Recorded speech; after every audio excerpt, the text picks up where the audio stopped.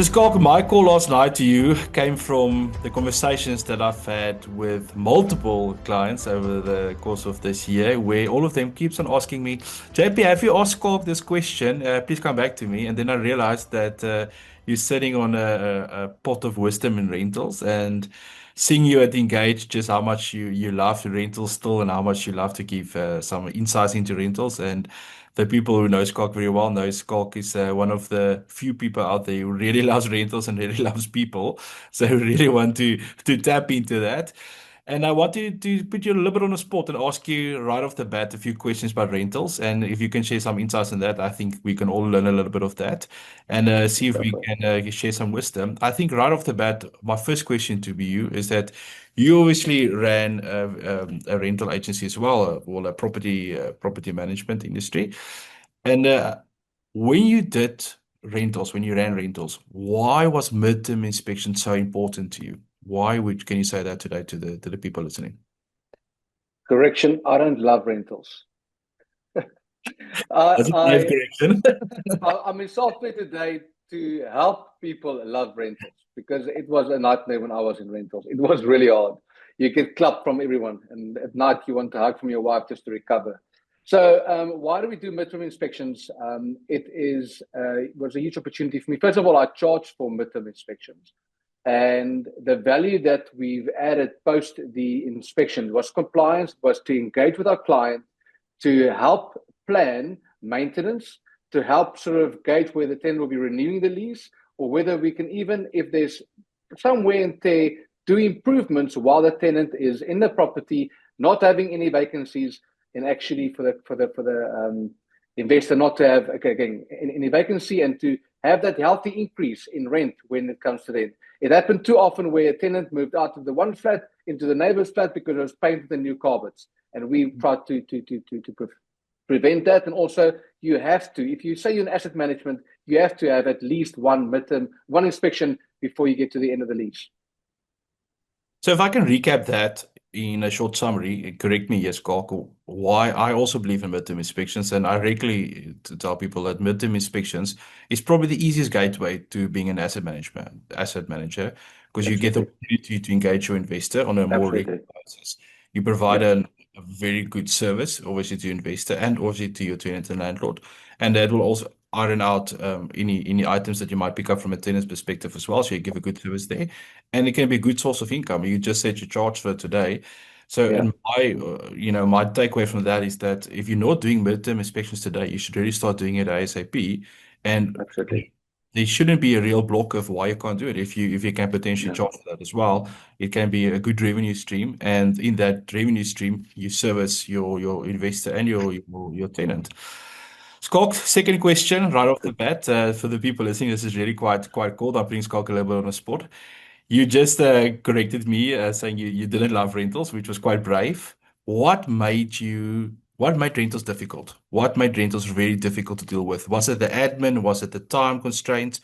Was it potentially people? What made rentals It. very difficult? I think to be really to be vulnerable here is um, you never liked the other tenant, the investor, or the contractor is annoyed with you. And the fact that they don't see you as valuable on the journey, I absolutely, it was just, I could say that I accept that. And we said, no, we had the opportunity to be in software, and we said, we have to solve that. And that's, again, our mission statement, creating more valuable and valued property managers. What we do as industry for our clients, and them not recognizing the value, is something that we can do something about. And we've got the software now to portray professionalism, that we are proactive, that we actually are not administrators only, but also managing an asset. So I think I hope that answered the question of, yeah, what was hard. It was you never liked, and we changed that in a way when I was still with my previous business. But today, the technology that is available, Mm. it is absolutely possible for people to have more respect for you, to pay you what you're worth, not 8%, 10, 12% plus that, to pay for services that you offer, because it cannot continue the way it's been in the past.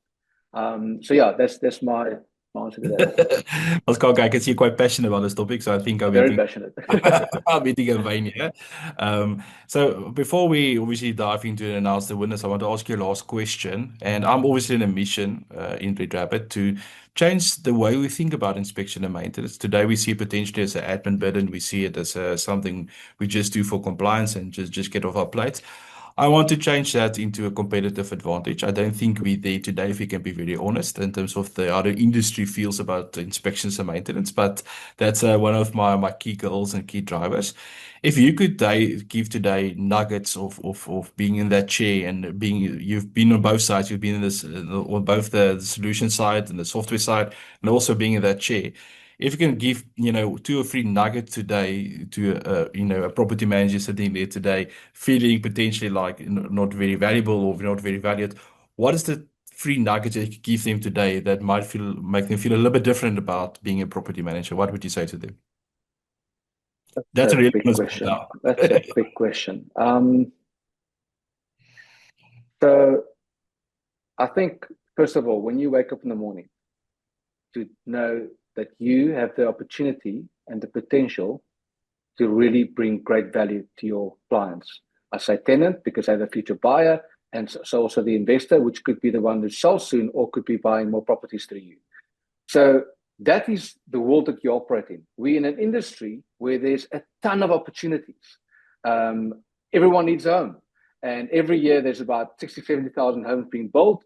And every month, every year, every week, people move out, move into properties, buy, sell properties. So we're in an industry with a ton of opportunity.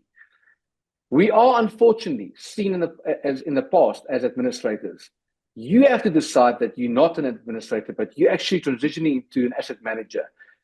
And by saying that, to empower yourself with tools and teams to be able to work less on the business in admin, but in the business, but on the business. And that means you engage with your investor, tenants, and service provider as we are in a team. And if you use technology to have better and more conversations, not emails, not WhatsApps, pick up the phone, engage with your investor, talk about the asset, talk about the performance, advise, consult. That's where you see when you charge 12% plus VAT, you'll get it. And it could be frowned upon. That's your mindset. Change the mindset for what you believe is possible. You can charge 12% plus VAT if you can justify the value you bring. I don't go to the cheapest doctor. I go to a doctor that can solve the problem. Be an industry that you believe you're not just that agent in the back of the office, but that you're someone that can make a huge impact on your investor's life, the tenant's life, and you're in a position where you actually provide business to contractors. So if you take ownership of how you manage that relationship, you actually can be rewarded for that. So that is my few nuggets for today.